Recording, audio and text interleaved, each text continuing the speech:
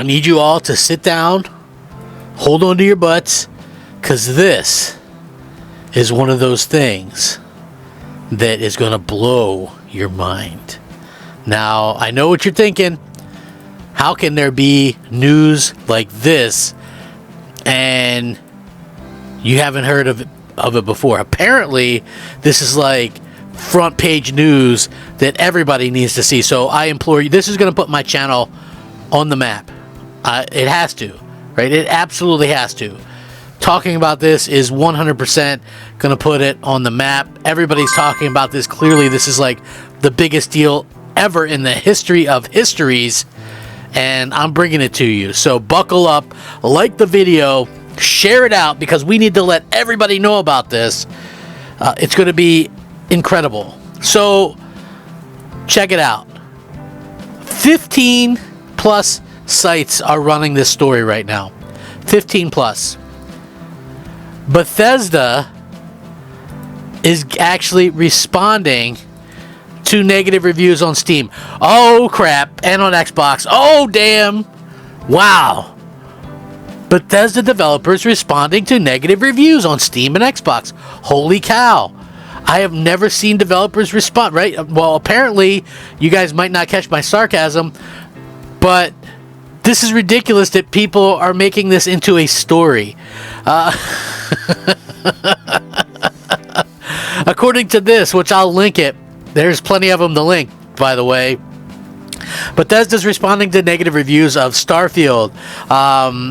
As spotted and flagged in a tweet, representatives of Microsoft-owned company have been replying to negative reviews on Valve's platform since early November, and Starfield's mixed user review rating of 69%. Many of the negative reviews echo some complaints with the sprawling space game, like this one.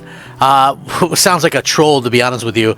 Boring and overrated. There's a wide universe to explore, filled mostly with empty planets. I understand they have to do that to sell you on the idea of this whole universe, but that doesn't make the game more fun. You can land on any planet and explore the locations you see, but you'll see the exact same locations from one end of the universe to the other, and everywhere in between. A hodgepodge of messy, slapped-together mechanics, bloated skill trees, exploring, crafting, base building, an RPG, a FPS, a space opera. Starfield doesn't know what it wants to be. As wide as the ocean and deep as a puddle, you can explore everywhere, but why would you want to? The review sparked a response from someone called Bethesda Kraken developer who signed off their post as coming from Bethesda customer support. Greetings, thank you for taking the time to leave a review for Starfield. We're sorry that you do not like landing on different planets and are finding many of them empty. Some of Starfield's planets are meant to be empty by design, but that's not boring. When the astronauts went to the moon, there was nothing there. They certainly weren't bored. The intention of Starfield's exploration is to evoke a feeling of smallness in players and make you feel overwhelmed. You can continue to explore and find worlds that do have resources you need for hidden outposts to look through. To provide feedback of development for Starfield, please feel free to submit your feedback using this form here. Never stop exploring, Bethesda customer support. So it's a pretty interesting response. And according to this, Bethesda's managing director, who uttered the phrase, "When astronauts went to the moon, there was nothing there. They certainly weren't bored," in a New York Times feature published ahead of the Starfield review or Starfield launch in September. Again, some people might go, "Oh, okay, well, why would you do this?" To me, I think it's just, you're trying to feel that out a little bit. You're trying to make sure, like, if people are going to go out there and kind of talk about it. This stuff is kind of funny to me. Bethesda, if it is Bethesda, I mean, look, it could be anybody.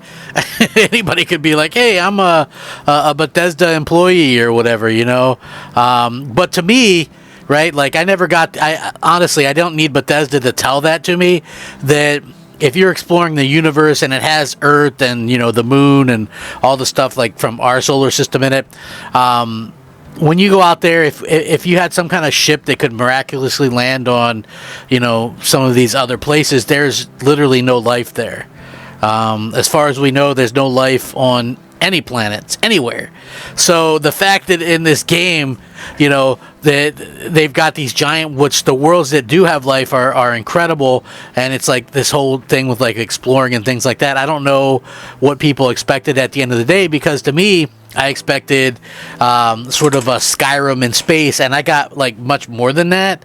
Like for me, which I never do this in video games, I never do like the side quests. I don't care about side quests and all that kind of stuff.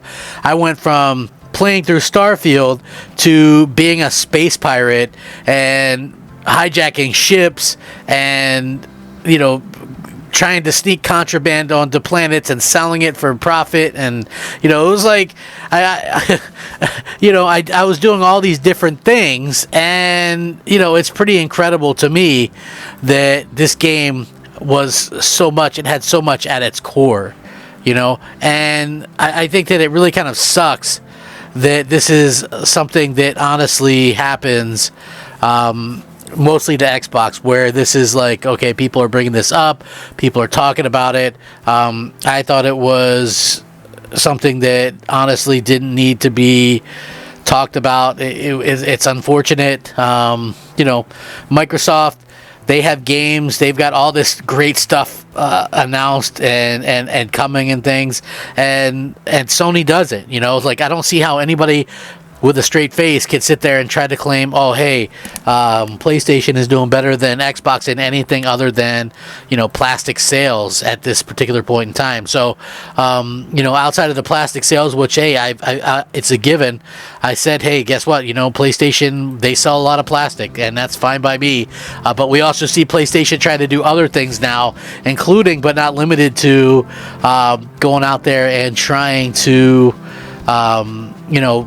sell people on the idea that they're going to have a mobile, and I would assume whoever takes over for PlayStation will probably end up doing like day and date PlayStation and PC games. I just don't see how they can plan to grow or do something more without doing that. Like, I honestly can't see that. People aren't really biting on the whole, hey, play a PlayStation game, 5 years later. Like, that isn't such a great thing to these people, so again, it's weird to see that people are kind of looking at this in such a way, but at the same time, I'm not at all surprised. I feel like Microsoft, they get so much hate. Even in the article that I read from IGN, right? Well, that's the one that I was talking about.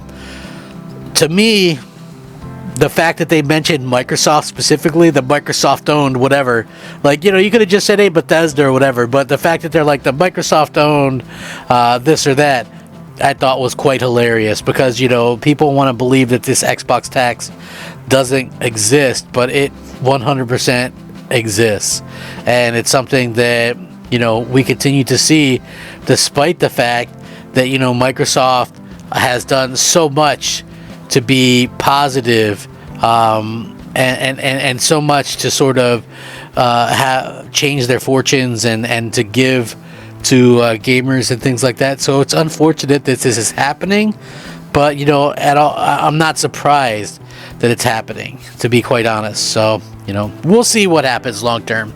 Let me know what you guys think. Hope you guys have a fantastic day. Rack 'em up. Crap Gamer out.